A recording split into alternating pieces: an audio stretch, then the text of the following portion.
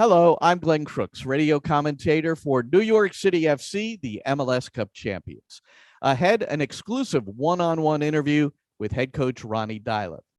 We're going to talk about leadership, team building, culture, all these key ingredients to winning a title. The one thing I've learned about Ronny over the years, and having the chance to speak to him before every match, talk to him on the road, is he loves to learn. He listens and then applies what he thinks will work for his squad. For instance, about 10 years ago, when he was in Norway coaching Strømsgodset, he invited in a sports psychology researcher named Geir Jordet to talk to his team, specifically about performing under extreme pressure, and even more specifically, the penalty kick shootout. Well, New York City had great success in the shootout in the MLS Cup playoffs, defeating New England and then Portland for the title. So this interview starts with a reference to Geir, who I contacted after New York City won the Cup, and he was very pleased to hear that Ronny Deila was utilizing some of the things that he had talked about years earlier. He talked about penalty kick shootouts, the pressure. That's one of his things, researching that. And he wanted to know if you guys had prepared in that same manner that New England, the walk up, and he also noticed that the players took 20 to 30 seconds before they struck the ball. And the other thing he noticed was that your group of players was slightly ahead of, so that was all calculated. Everything. Oh, that's awesome. Why do you think so? When you have the players slightly ahead of the Portland players, what's the thinking there? They're just a little more. You are closer to the guy, so you feel more connected, and you're bossing the pitch, right? So you are in charge. And his feeling was a shorter way to walk.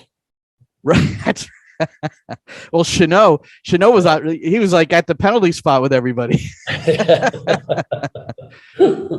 We did it before every game in playoffs. We did it. So we had 6 times, I think they did it. We took everybody in the halfway line, and they had to walk the way, take the penalty, and stand waiting for the others to take as well. And we talked about. I said to them, use your time, always look at the ball, look at the goal, don't turn your back to the goal, decide quick, so you are determined in what you do. And all these things that I've been to this with Geir actually earlier, so I knew everything what he has been said. So I had it for many years ago. It was 10 years ago, I think. Was that like at Strømsgodset? Is that where? We had him in to talk in front of the team and everything. So this was very nice. All right. Well, it worked. He was really excited. Yeah. But he wanted to know specifically if you were standing like ahead of them, more forward of them, if that was calculated. Yeah. But that was Rob's idea. Oh, really? Rob had heard it from somebody. That's important. I said that's possible to do. So we were, we talked about that before. Well, as I mentioned to you, I talked to Nick Cushing, one of your assistants, not long ago. He's been on this program, and he said, you got to get Ronny on to talk about team building and leadership. And then Rob Vertugian, another one of your assistants, just had a conversation with him last week. In anticipation of speaking to you about the team building and leadership, I asked him about his experience with you. Yeah, I think what Ronny's done with the mentality of the group is amazing. This is a team with very high expectations placed on it, as they should. It's professional sports, and you need to win, and everybody understands that. And the end goal of everything is a trophy. And I think what Ronny's done with this group, his leadership is pretty special. Is he's managed to get everybody to just focus on the process versus the end result. And for me, that was one of the things that I think is the biggest difference. And I think it's a big reason why we won.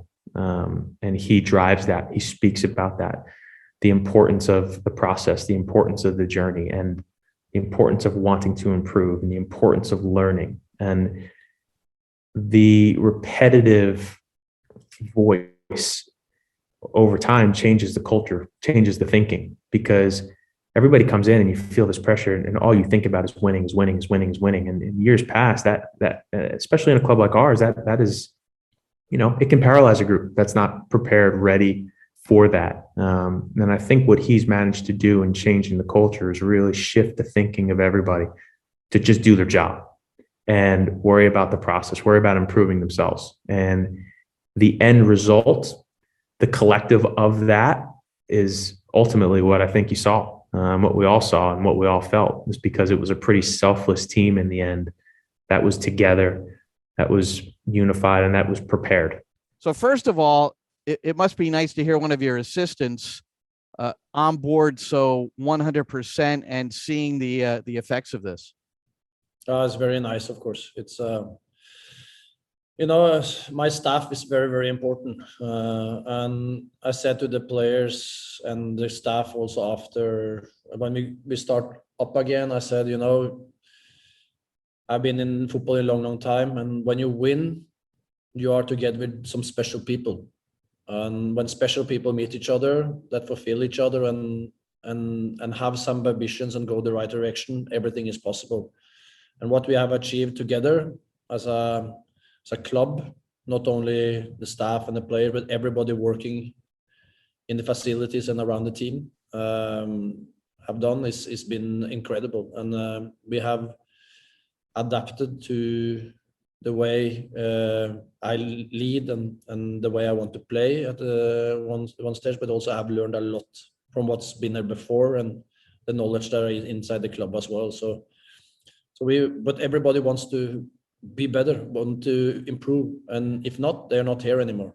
And I think that's something now has been a culture in our club, that we want ambitious players that want to achieve something and who loves to change and improve themselves. And when you do that, then you get the best out of each other. And this playoff was a special thing that we're going to remember the rest of our lives. And that's the good thing, with team sports, to do something together with people, is what is in the end what is fantastic. You look at each other and it's not lifting the trophy, it's all the small things happening on the way. That's what you remember. And those things don't happen without intentional team building. And so let's go back to when you arrived. You had sort of a double whammy. Not only was it a brand new team with players you weren't particularly familiar with, but it was also a coaching staff that was formed that there was no one there that you had worked with. So did you have to start with your coaching staff to get them to understand where you were headed? Yeah, we had a lot of meetings, but first of all, we put up a schedule. So everything, in my opinion, is about, and that's important when we talk here, is my opinion. It's many ways to row, it's so many ways of leading, so many ways of playing. And I don't say what's right or wrong. I say what I believe in. I think the most important thing is that everybody is going the right direction. And if everybody going to go the right directions, it's important that everybody knows where to go and what is important to get there. So to have clear expectations to everybody is important. And then it's about treating people in the right way. And to empower people and give them get them to use their skills and feeling that they are important and a part of the team. That's my role, to get people to feel safe. That means they know what's expected, what their task, what I expect from them, to feel trusted, to feel they mean something, they are something in the group, and to have fun. I think that's the basic things to develop teams and players. And my job is first of all to get everybody to feel safe, feel trusted, and have fun. And we do that, then it's about getting people to think about process instead of results. Because it's so easy to talk about winning, playing, get to Europe, play on the national team, And especially nowadays with all the players now with agents, families, everybody is telling how good they are and where they should be and where they shouldn't be and how bad the coach are or so good the coach are. And it's to learn the players how to think in this kind of situation is important. And what's clear that you cannot do anything about the result. The result is coming as a consequence of the performance. And you cannot do anything about being sold to Europe either. You have to play good enough to get there. And that's about back to performance. And then the big question is, how are we going to perform as good as possible? And when we perform as good as possible and we lose, then we have to congratulate the opponents, because then they have been better than us. Then sometimes that happens. Then is what do you learn from that game to improve to next game we're going to meet them, so we're going to get better. And if you win, then then we've done some good things. And again, go back to what was good. Why did we win? What was good with the performance? What could be better? And when you do that over time, then you get the players to think about process and learning. The circle of learning for me is that you experience, you reflect, and you improve. And then you experience again, and you reflect and you improve. And in an environment like top sports, whatever team sport it is or whatever sport it is, especially in soccer, because we play every 4 days almost this season, it's about winning. You have exams every 3-4 days the whole season. And if you start thinking about winning, losing, then you get drained for energy. You have to always keep yourself in the process and love the journey to it. And I think that's a big change in the group from where I come in and to where it is today. Ronny Deila, head coach of New York City FC here on the Coaching Academy. I'm Glenn Crooks. And you mentioned something along there, individual versus team. And you talked about agents and you talked about people telling individuals how good they are and where they might go. That seems to be one of the major challenges at your level, really at any level, is to bring the individual into the team. And that blend, if it doesn't work, that generally will not lead to success. So what are some of the strategies you have employed along the way that help you with that part of it? I think it's very important to be very close to the players, to talk a lot with them. I'm having a lot of conversation with the players all through the year. I have a quite big staff of 4 assistant coaches, plus physical coaches. We have so many players around the players, and everybody gets feedbacks all the time, and we talk to each other consistently to follow up the process. And that's important. You can talk about, okay, what do you want in life? I want to be playing in the national team. Okay, how are we going to get there? And then you find some different things. But then if you just let it be there and talk next year or every 6 months, the process is gone. Always in the end, it's about, yes, you have to do this and this and this. And then I always ask the question, so what can I expect from you? And then they will say, I will expect that I will do everything that we agree now. If I'm going to be better in crossing, I'm going to cross 5-10 minutes after every training. I'm going to watch a movie, film, a video with assistant coach. And different things that they have to do. And then so you get the player to tell you always, what is proper, and then you've had that meeting with them, and now you could, if they weren't doing that at a certain juncture, you could say, hey, remember when we talked about this? Yeah, I think, because again, you have to live your values, what you believe in. So again, is you talk about something, you have to continue doing it. And when we're losing, if you start to think about, why you're so bad, we're losing shit performances. I'm so, then you don't talk the way you don't do the things you're saying. So you have to be real to what you're actually saying. If not, you lose the respect in the group. And as I think, you know, as a coach, to get respect, I don't believe in fear. I think fair, you always will have a little bit fair when it's a hierarchy, but I will try to get that hierarchy as flat as possible. So respect for me, you gain through knowledge about the game and how you treat people. And then the fear goes over to fear for letting you down. And that's two different things. When it comes from inside and you really want to prove for the coach and everybody around you because they do so much for you and you want to achieve something together, you're more scared to let down people instead of fear of what will happen if I don't do it. So again, to come inside the players, I think that's important. And nowadays, when there's so many opportunities for the players, you know, in Norway, I think it's very similar in America. You know, if I don't want to be a football player, okay, then I'm going to be a lawyer, go to school instead. So they have so many choices. So you have to get them to get the motivation themselves. They don't react on fear anymore. They don't react on to be told what they're going to do all the time. They have to believe in what you're saying and they have to want it.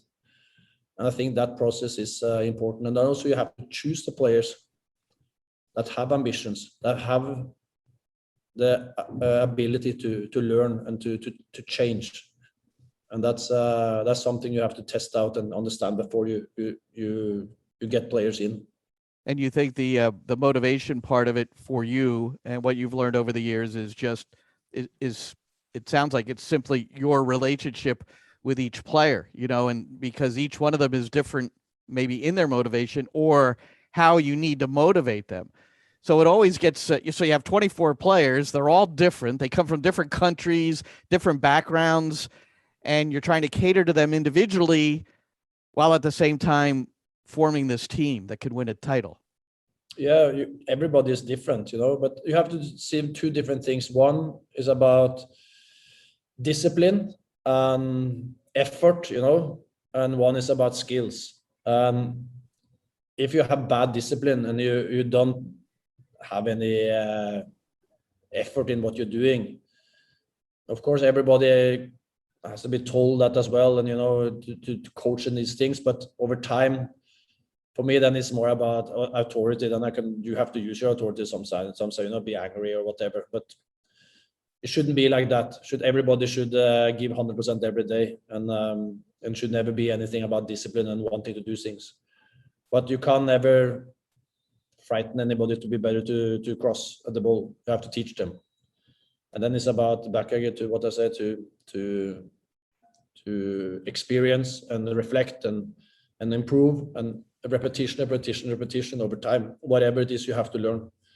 I think you have to see the difference between skills and to develop skills and talk about discipline and effort in what you're doing. But whatever, you have to follow up the process, because if they don't want to, then okay, then maybe they should do something else. Because then in this tough environment, everything is about winning in the end.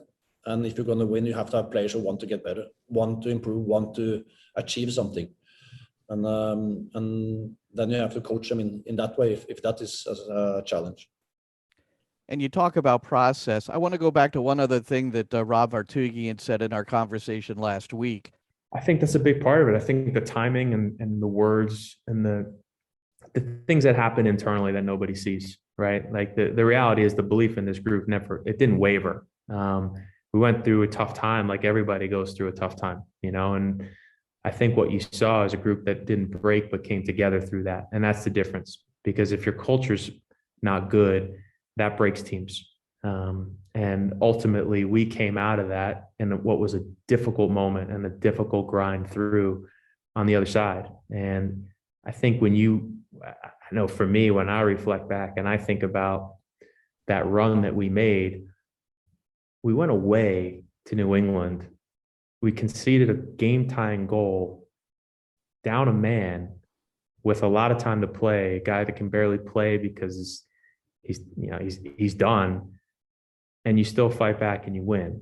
You then go to Philly away, you're down a goal, you come back and win. You go to Portland away, you concede a goal with no time left that would break teams.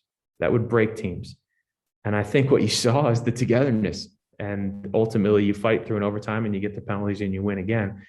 There's no way you get to those moments. You come through those moments on the other side. If you don't have the adversity we did, but you also don't have a leader that can stand in front and not allow it to break. We learned a lot through that period. And I think one of the things we learned there was can't be too serious. The fun part, I think that we forgot, because we really, really wanted to achieve something. And then when you overdo things and you maybe speak too much about tactics, speak too much about what need to improve, then you lose the joy of it sometimes. And I think that was what happened after the game in Chicago was the bottom level. As long as I coached this team, that was the worst game we played, because not necessarily because what we did, but I didn't see any energy. I didn't see any spirit. I didn't see any fight. And then before that day, I had talked a lot about, that we have to understand the importance of the game, and people has to go into themselves, and, and at once as this game started, I understand what a bad decision you make there, because the game was played 100 times and they were tied before the game started. And we played really, really bad. And then I remember against Nashville, when then, in my opinion, started to turn around there, because then we started to, we focus more on having fun and laugh a little bit more and be a little bit clearer and take a little bit shorter meetings and all these different things. And then energy come back to the team again. And of course, Atlanta game was an important thing, but I think it started in the Nashville game already, even though we lost, I think, against the Red Bull after break again. But we knew now how to get back again, and we did it. And again, experience, reflect, improve, and everybody do mistakes. And it's important that if you go to the pitch, that if you're scared to do mistakes, then you're just there to get through it. If you go to the pitch and try to do the things that you have worked on the whole week and not think about mistakes, you're going to improve yourself, because you're going to be creative. You're going to try on things, and then you're going to succeed, and you're going to also do bad things.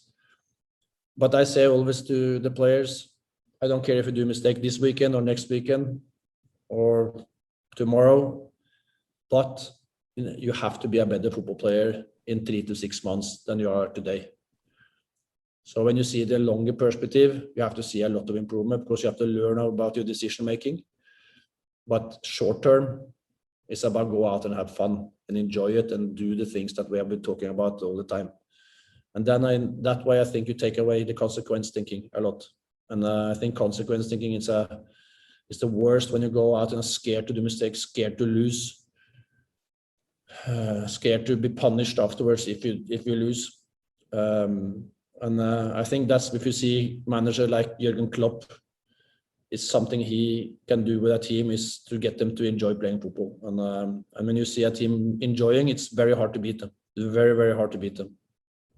It is hard to have fun when you're not getting results, though. Would you agree?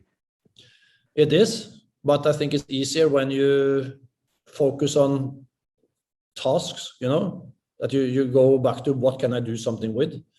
And you journalists, I have to say, you are also a coach, but when you talk with journalists, as a coach, you get like, why did I sit and talk with this? Because everything is gone to the result, and you have to look behind the result. That's my job. And if you go through these games, so many things happened at that period that it's things I could do differently. It's things that maybe others can do differently as well. But there's also things that is not so easy to do something with. We had players with the national team, central defenders, that was out for played so many games. He played so many games in that period. You had James Sands, who had been to the national team, and he had to have a break because he was so tired because of all the new experience he had been through. You had players that come into the summer that come in with a lot of energy, and then when it goes up 1-2, the normal days is coming, and then you go into a dark hole for a while. And Thales did that, Santi did that, Thiago did that, and Alfredo get his family back. He was, he hadn't seen his family for 3 months. We get red cards 2-3 times. That's something we could do something with, maybe. A couple of them, maybe not, when you see the referee decisions. And then we played every 3 days. We didn't have a break. So it was a lot of load on few players because of all these different things happen. So it's important to have a calm head into these situations. And the same, I think, what we learn from that's how we get into the playoffs, because we played playoffs games for 2.5 months. That's right. Was the situation we were in. And I think then we come to the final. I didn't feel it was a final. I feel it was another game. And then we have come some way because everybody enjoyed. We had find the way to enjoy the week. And we were very clear on how we're going to play and how to execute every opponent. And we get the best of ourselves out in, I think, the game against Philadelphia was not good, especially the first half. And I understand it's going to be tough because we played 4 days before and we were home late in night. We had celebrated like we had won the MLS Cup, and I was worried about that. But we get through it in a way, and also score in the last minute. We never give up. Whatever happens inside the games was like we come back again all the time, and that's back to the hard period. I think we learn how to deal with it. If you get affected about conceding a goal and start to do everything differently, you're going to lose. Instead of keeping your discipline, believing what you're doing, and keeping the process. What you do off the pitch, you do on the pitch. And it was refreshing to hear you talk about, when you go back to that Chicago game that you referred to, which was maybe a low point in the season, how you looked at yourself, how you prepared the team by building up the game and the importance of the game because of where you were in the standings, I'm sure, all those different things. So you learned something along the way as well. I learn all the time, and I get disappointed in myself every time I do this, but the reason why I do it is because I'm tired myself. And when I'm tired myself, I'm not constructive. I'm negative. I get negative, and I get the fear come into my body, and then that's why you have to keep yourself in the process instead of being up and down with the results. You have to take care of yourself outside the pitch, sleeping, eating well, training, and do things that gives you energy, and be with people that gives you energy instead of opposite. And we are together all the time. So the way we treat each other will immediately have effect on the pitch. We're with Ronny Deila, head coach of the MLS Cup champions, New York City FC. Back to one more thing that Rob Vartugian said last week, which I found, I'm sure you look at this and go like, yeah, this is the way I want it. It's part of the culture, and that's part of this group. That's part of the togetherness that was in that group.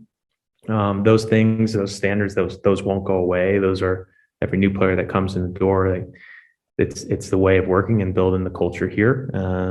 That's a big part of building culture, building a team, is so that when new players come in, they just work their way right in. Yeah.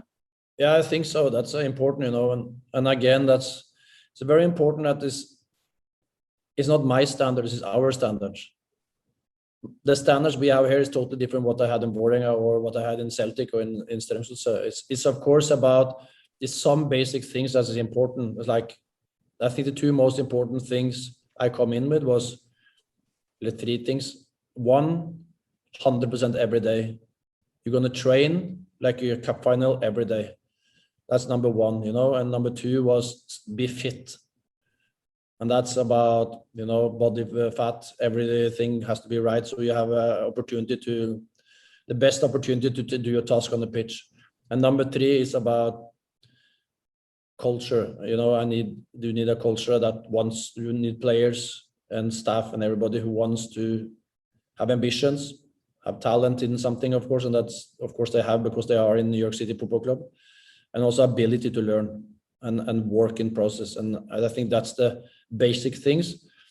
And then we have to find our standards into that. And I think, as I said, we talk 3-4 hours every day, the staff together, sitting together, discussing, evaluating, planning. And of course, then it's not me sitting and telling everybody what to do. We get agree in things, and what Rob, Mehdi, Efra, Nick, Dan, you know, I can say Luke, Jess, you know, all this, what they have bring into the table and teach me. David, you know, it's been so important. Everything I've learned in life, 90% of it, I learned from the people I work with. And I think we learn together in the process because we discuss and we dare to do mistakes, and we want to learn, and we want to develop something. As the leader of a team coming back off of an MLS Cup championship, normally it's very difficult to win back-to-back. And part of the problem at times is the motivation. Like, we got there, we climbed the mountain, we've done it. Now maybe not coast, but maybe they come in with less of the ethic that got them there. So what's your message to the team? Do you speak to individuals? Do you do it just bringing the team together? How are you going to, from a leadership standpoint, and you've built this team and the culture, how do you prevent the hangover, or whatever you want to call it? Starts with yourself, you know, so look yourself in the mirror, then you see your team. I think that's the number one. You know, if I'm complacent, the team will get complacent. The staff will be complacent, you know. A process can't start with the players, it has to start on the top. So for me, it's back to values, you know, it's the same things. To be honest with you, we were number 4 in the league last year. So we should have a goal to win the league. Have a goal to do, when we win the league, okay, then it's the playoffs. If we can do that, then it's possible to do that. But first is the league, it's the cup, it's the Champions League. There's so many things to do. And the only way to do that is to get better. And we have nothing to defend. We have to chase something. I also think we are number 4 in the league. So we have something to chase. We have to chase New England. And if we're going to do that, we have to work better than New England. With the consistency in the squad, in the staff, we know a lot of standards now, how to win MLS Cup, and that's a great achievement. And then, of course, we have to evaluate what did we do actually last year that was so good. What could be better? So we already started that process, and we know exactly. Last year we talked about, was like 3-4 things we talked about last year. After we thought that the players were bigger in the club, some of them, you know, they were actually, they think that they decided what the club going to do. We lacked discipline in the games.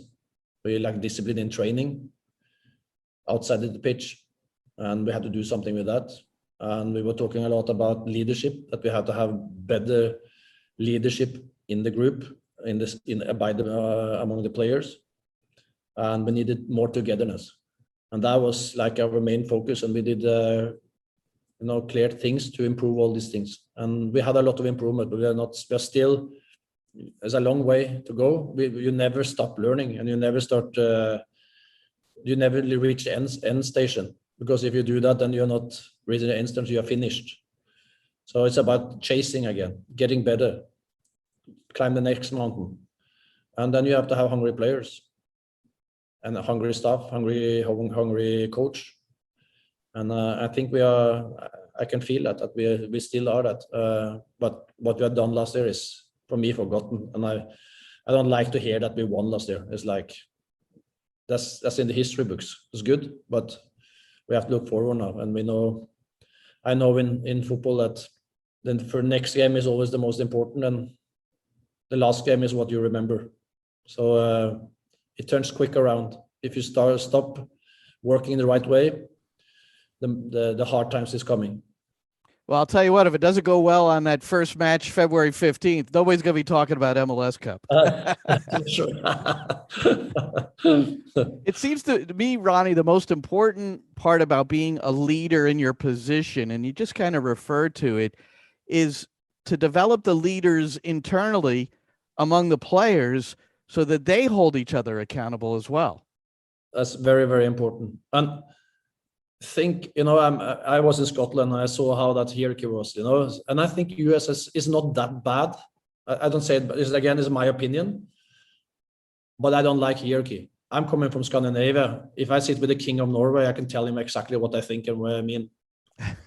and that's why I think Scandinavia is getting a lot out of what they have, because everybody has an opinion, everybody is empowered, but when you get empowered, you also have to show something. Then you put your pride and everything and your skills on stake, and you are responsible.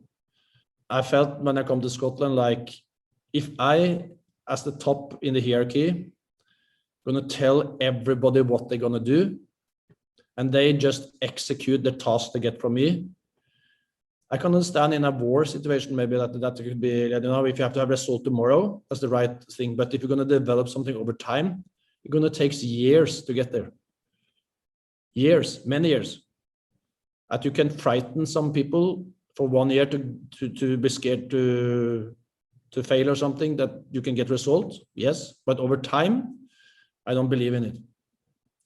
I don't believe in it. And then I say, if you get if say I have 10 assistants that is speaking to all the players and all the leaders in the group, in the player group is speaking with the youngsters, and they are starting talking among each other. Think how many conversations is going every day then to improve the process. Then things go quick. If everybody knows exactly where we're going and they start to interact in every relation they have inside the organization to improve things. So where we are now, I've experienced before places that we have been much more ahead than we are now, but we're getting somewhere and we're improving all the time. And now it's just keep on building, because this is already shown that we develop players. How many players this year haven't been better than the last year? Now James is in Glasgow Rangers. Now Jesus Medina is in CSGO Moscow. We have the top scorer in the MLS, so maybe worth X amount of millions of dollars. Maxi Morales, 34 years old. I've never seen him better. It was now the last half a year. Maxime Chanot, Sean Johnson, Kayens playing national team in Peru now, didn't play. He was a mascot in the team before last year. He never played for 2-3 years. Now he plays every game and he's one of the best players on the pitch. But then Kayens has to understand why he's getting there, because he's improving. And if he stop improving, somebody else will catch him and he will be on the bench again. So we have Keaton Parks, unbelievable good to the operation, Taiwan, what kind of improvement they had last year. All these things is about culture, and you have to feel safe, you have to feel loved, you have to have fun. You have that in the bottom, then you use all your energy of getting better if you think in the right way. And I think we are getting there, but we are a long way to go, that everybody's empowered and take consequences of their empowerment, to feel and be a part of the process and understand what it's really about. Considering what you need to develop to do it the right way under your leadership, you might say you're a little ahead of schedule even, to have that many players within your program to respond as leaders and to carry the message? You know what I mean? I don't know if you feel that way, but you're always. It's very impossible. It's impossible to answer that, but that's also very important to understand that I have to get better as well. It's not only them. I'm sure also if you ask all the staff, they also think they have learned a lot this year and they get better. So it's like, it's unbelievable to be in a environment of that. And I had that in Strømsgodset, unbelievable environment. And when I look back, I was thinking, I'm never going to experience this again, to feel that you are a real family and that everybody's thinking they want each other well. Everybody's thinking the same way, and they want to improve and they want to achieve something. But I've started to get that feeling here, and that's the biggest compliment I can give to anybody. Ronny, you mentioned James Sands earlier, and we know he's with Rangers now, and you're the former Celtic manager, and we all remember you going to Jack Dempsey's to watch the Old Firm last year in New York City. I wonder if you've watched James play yet in Scotland, any of his matches, and what you think of the rivalry now. When you're watching the game now, you watch it a little differently. Yeah, I haven't seen him played. I know we played the first game against Aberdeen. That's a tough place to go. It's Petoggi Stadium is that's tough, and I understand he was okay. For those who had seen the game, it takes time to adapt. The club is so huge. The pressure is unbelievable there. It was the right step now for him to go and try and jump. And that's also what I love, but like James, he is the guy. If I can, last year, if it's one role model I want every player to look at, is James Sand. He's always first in the facilities. He's those most in the gym. He's goal latest. He does everything perfect. He wants to learn. He every day 100%. When those kind of players get what they want, it's just an amazing feeling as a coach. And I'm really, really happy for him. And when you're also leaving, when you're won, you don't leave just because it's my turn now to go and you are too good to me or too good for me, too bad for me. I'm much better than you. You win and then you leave. That's something I respect. And it's going to be tough for him because he jumps to another level. Maybe not football-wise so much better. I don't think so. But the pressure and the environment moving from New York, away from his family, into a environment where 50% of the city hates you and 50% of the city loves you when you're playing well. That's a new experience for him, and that's gonna, in an age of 21, it's gonna make him to a better player. But you have to suffer sometimes in life to get what you want, but he knows how to think and to act in these periods. You just have to get better, and then he will go into the team. So we'll see. But I'm still a Celtic fan, I can tell you that. Well, if he has anything green in his wardrobe, he better get rid of it, right? Yeah, that's for sure. That's for sure. But you certainly 100% see this as a positive move for him and his development. Yeah. It is. It's a top move, and I really, really wish him well, and hope he. I will follow him his career. We will have contact. It's nice to see players living their dream. One other player that there's been a lot of discussion about a transfer. Obviously, Tati Castellanos. You referred to him earlier. His stock has risen. The international or European transfer window has passed. There's still a Brazilian window. Where do things stand with Tati right now? Is he firmly in your plans? Is it at all difficult to try to manage this situation?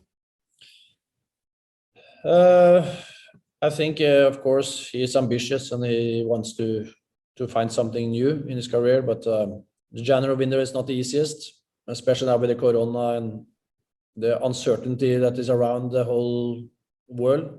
I think things are more easy in the summer. So I'm hoping that that he gets also his chance to show in the next stage in his career. But if he stays this, it looks like now he goes to the European window. So in my opinion, he should stay now, try to win the Champions League with us, and continue improving himself, and make us even more ready to the summer. And you learn something also to be like the team. Whatever happens this year, we're going to learn something, because as you say, when you're chasing something, you are always the underdog. Now we are the champions, and then expectation is coming. That's easy to forget sometimes, that it's not normal just to win. Every win is another team there who really wanted and train a lot to do it as well. I hope also Tati, he will learn something also to go on. Now he's won the Golden Boot. Can he do it again? Can he go out there and perform when he's like have done it?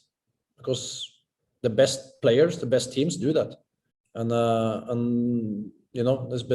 that's going to be a very, very interesting process to follow. Well, it was a good start for Tati Castellanos, Ronny Deila, and New York City FC in the opening leg of the round of 16 match in the CONCACAF Champions League against Santos in Costa Rica. 2-0 the final. Castellanos with the brace. Thanks so much to Ronny Deila, head coach of New York City FC, for the time spent. Hope you enjoyed it. I'm Glenn Crooks. Peace and be safe.